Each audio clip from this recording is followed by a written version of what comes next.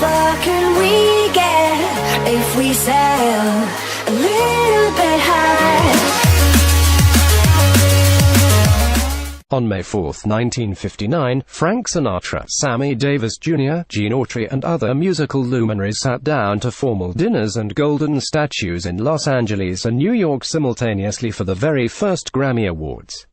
As I recall, no one objected to dressing black tie back then, though like so much else, that would change eventually, said Christian Farnin, who helped to organize the first presentation and became executive vice president of the Recording Academy, in a short history on the Grammy website.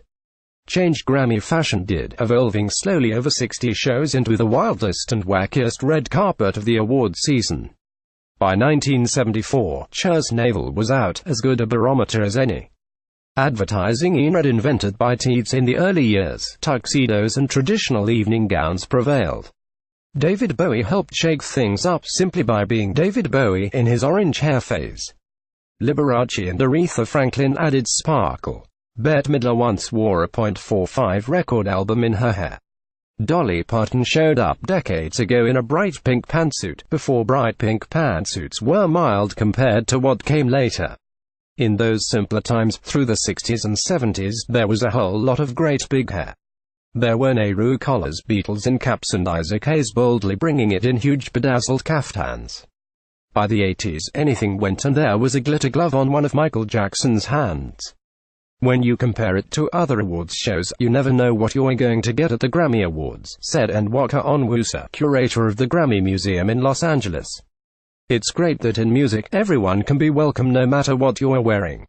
It doesn't have to be that tuxedo black tie situation all the time. Music has no boundaries and that's the cool thing about it. A glance at some outrageous fashion moments at the Grammys. Cher's butterfly night before Cher went full-on Bob Mackie showgirl. She popped over to the 1974 Grammys with a huge green and pink crystal butterfly somehow affixed to one side of her head, her signature long, dark hair flowing down her back. Below that outsized sparkly insect was a tiny halter bandeau silk top in white with a matching huge butterfly suspended between hers. The motif was carried over into the waist of her low-hung, swingy bottom half. It was a big belly button party. She had a long sheer jacket she sort of used as a shield in photos. Rick James, Grace Jones. The year was 1983. That's before Lady Gaga was born. The bad boy of funk, with his long braids, short strands in front, and the outrageous Jones had a really good time together mugging for the cameras at the Grammys. He was in a shiny long-sleeve textured cardigan held together by a belt, paired with his studded bandana and joggers. Jones wore an open-weave vinyl-like tunic with spaghetti strands that left little to the imagination. On her head was an umbrella-shaped matching hat, on her hands, long black gloves. While we've lost James, Jones is alive today breaking fashion barriers. Michael Jackson. Period. The year 1984. The win, a record-breaking 8 Grammys.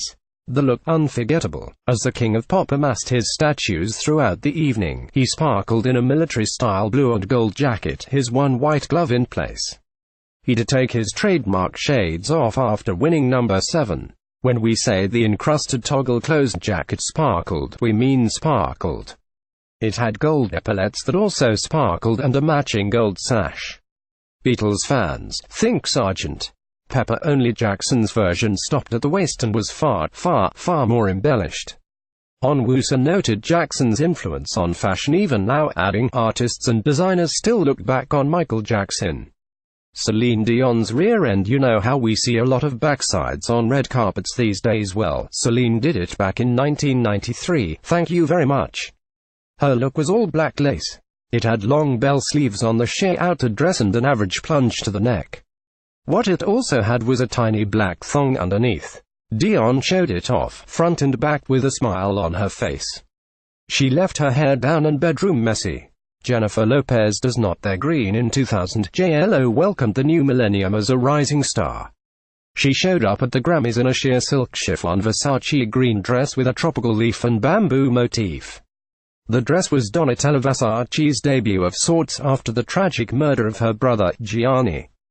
To say there was a plunge to the front of this dress is an understatement.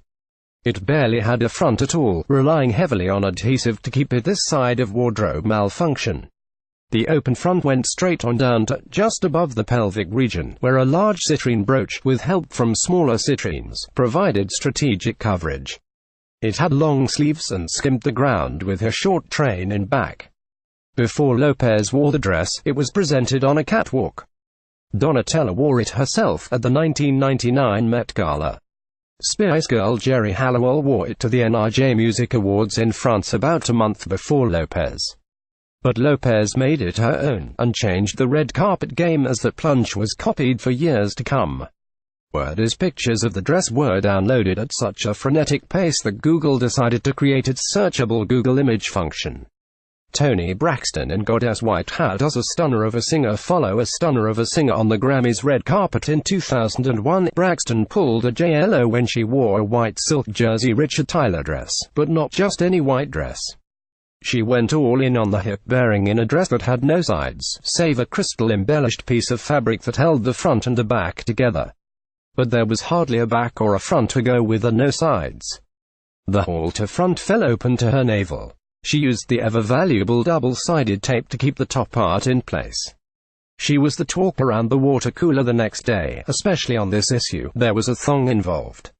Lady Gaga's Good Witch. It was at the 52nd Grammys in 2010 that Gaga went Jetsons, hitting the red carpet in a sparkly futuristic lavender dress by Armani Privé with suspended metal hoops encasing her body. She held a huge spiky staff of photos.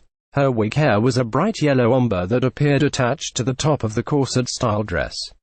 And Gaga had on those towering high-platform shoes she was so fond of.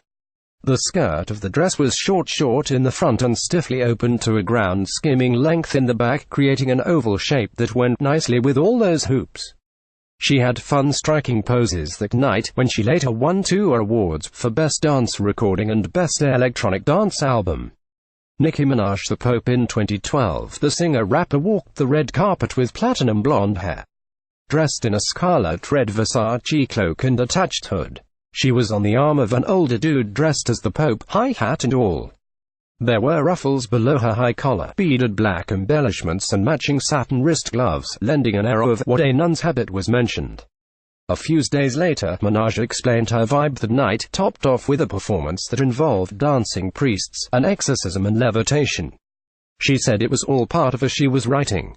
Okay then. PHARRELS really high hat. You know who deserved a Grammy in 2014? The Vivienne Westwood Canadian Mountie hat on the head of Pharrell. That's who. He paired the hat with a short suit and was the talk of the internet. The fast food chain Arby's even tweeted at him, "Hey at Pharrell, can we have our hat back Grammys?" because it was so similar to its logo. Pharrell ended up selling the hat on eBay for $44,100 to benefit from One Hand to Another, his charity that helps children learn through technology and the arts. The buyer Arby's. Rihanna the confection. It was ultra huge. It was bubblegum pink. It was Riri's 2015 tulle strapless Grammy gown. The two-tiered dress by Giambattista Valli was dubbed the cupcake. There was a girly innocence to it rather than her usual bad girl edge. Detractors had some fun, likening the look to a cake topper and a note to Glinda the Good Witch. Word has it, Rihanna found the gown on the internet after it was shown during Paris Couture Week. Beyoncé, an actual queen. February 2017. Beyoncé was expecting her twins. She performed at the Grammys in gold, royal crown and neck collar in place. Look closely at the body-hugging dress and you'll see an embroidered portrait of Queen Bey herself smack in the center above the navel. Peter Dundas designed the gown and others she wore that night. They were his first under his own name after working for the Roberto Cavalli and Emilio Pucci brands. Dundas told Vogue the dress took 1 week to embroider with 50 people working on it. Gustav Klimt was an influence, along with Art Deco motifs inspired by Autry. He said the lyrics from Beyoncé's Love Drat also came into play in the story-driven design. Sun rays symbolized the African goddess Oshun. Dundas added 2 cherubs on the hips dressed in ivy. Bey won a Grammy for Lemonade that night and extolled the virtues of Black beauty in her speech.